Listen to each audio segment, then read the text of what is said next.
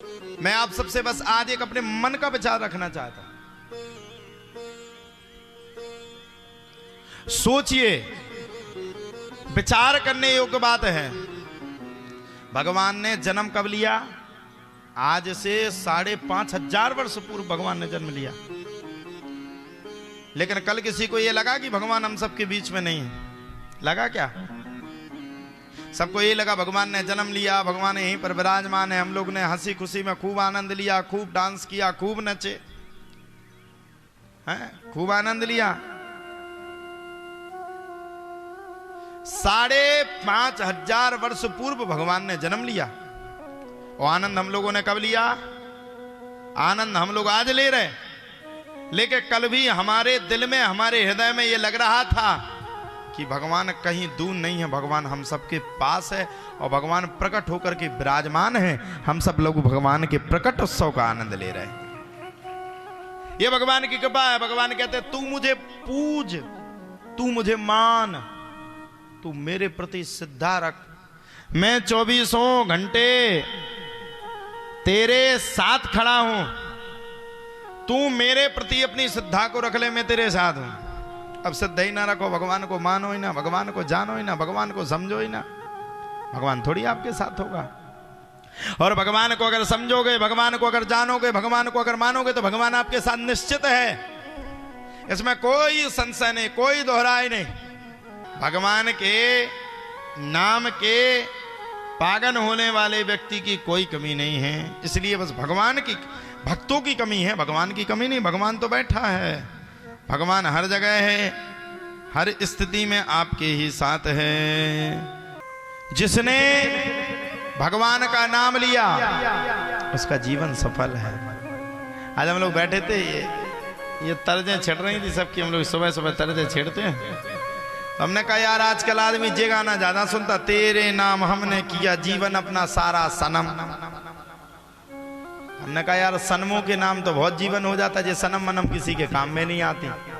अच्छा आता कोई किसी के काम में है? जो आपकी होने वाली पत्नियों से ये कहो हम मरने वाले हैं, तुम इस कुआं में कूद जाओ, कूद जाएगी? बताओ कूद जाएगी? वो क्या भाड़ में जा, दूसरा भी नंबर लगा है, दूसरे से बात कर लूंगी। कोई किसी का इस संसार में नहीं है। इस संसार में कौन है? बोले भगवान ही सार है और बाकी सब संसार बेकार है। भगवान ही सार है। इस दुनिया में भगवान के अलावा कोई दूसरा सार नहीं हो सकता है। वो हरि अनंत है। और अगर वास्तव में प्रेम करना है तो भगवान से करो। मैं 5 दिन से बराबर आप सभी को यही समझा रहा हूं। अगर वास्तव में प्रेम करना है तो ईश्वर से करो। अगर वास्तव में प्रेम किसी लगन किसी से, अच्छा लगन देखो हर इंसान के जीवन में लगन लगती है, कोई भी हो, आप हो हम हो। लगन लगाना है तो मेरी बात को अन्यथा मत लेना। प्रेम करना है तो मीरा की तरह करो, जो भगवान श्याम के लिए सब कुछ जहर खाने के लिए भी तैयार हो गए।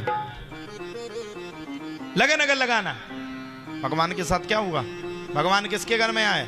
भगवान नंद बाबा के घर में आ गए। नंदस्त्वात्मज उत्पन्ने जाता है लादो महामना आहूयाप प्राण वेद ज्ञान स्नात सुचिरलंकृत। नंद बाबा किसके घर में आ गए? भगवान किसके घर में? आनंद बाबा के। और नंद बाबा की पत्नी यशोदा मैया को पता नहीं कि भगवान आ गए। यशोदा तो लेटी हैं, सो रही हैं।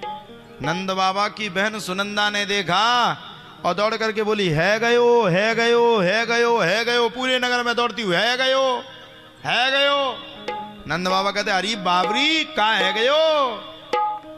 बोले बाद में बताऊंगी, पहले तुम मेरा नैंग दोगे तब बताऊंगी। नंद बाबा बोले दे तेरे का नैंग की बात करती, कितना नैंग चाहिए तुझे? ले जा गोदरेज की चाबी, जितना चाहिए गोदरेज में से निकाल लेना। अच्छा आज की बहन को मिल जाए गोदरेज की चाबी भाई के यहाँ की, तो पूरा 9 लाख का और 17 लाख का पूरे हार सटका लो, आराम से पूरी धुतियां उतियां रख के दौड़ मार दे। और लौट के आए ना, सुनंदा को किसी ने चोरी की क्या यहाँ पे है?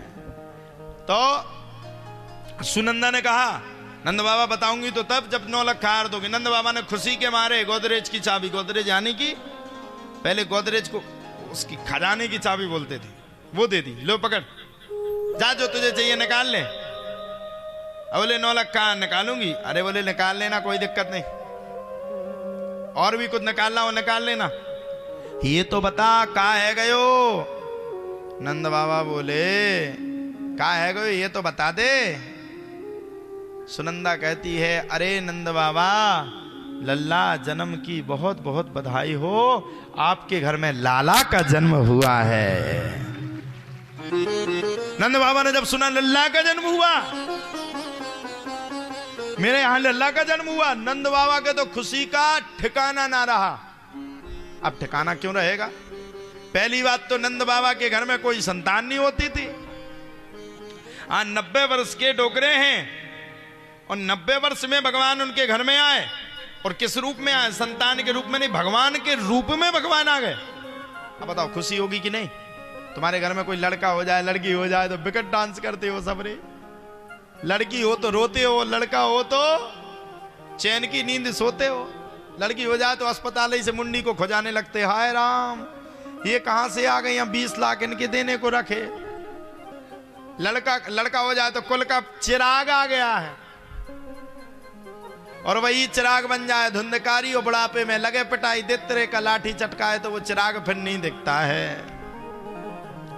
सारे नगर में बड़ी सुलभता हो गई, पूरे नगर में बात फैल गई, ग्वाल वालों में बात फैल गई, नंद बाबा के घर लाला को जन्म है गयो।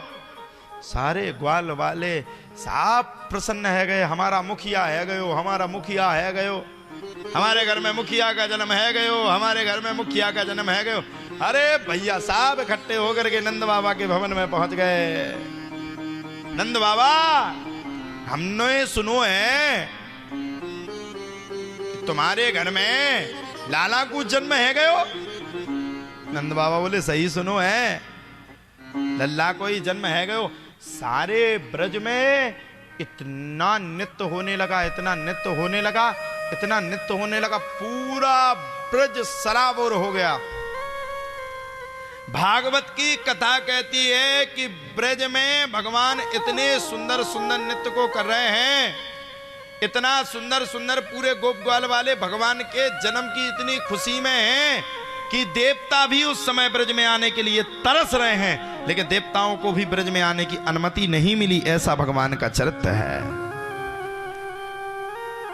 देखो भगवान की तो सीधी सीधी बात है, भगत के बस में है भगवान। भगवान किसके बस में है? भगवान किसी दूसरे व्यक्ति विशेष के बस में नहीं है। भगवान किसके बस में है? भक्त के बस में है भगवान, भक्त के बस में भगवान है। पूरा नगर सुंदरता में नंद बाबा ने तत्काल 99,000 गायों का दान किया है। ऐसी वैसी गायों का दान नहीं किया जो 10-10, 15-15 लीटर दूध देती थी, उन गायों का, कामधेनुस्त गायों का दान किया।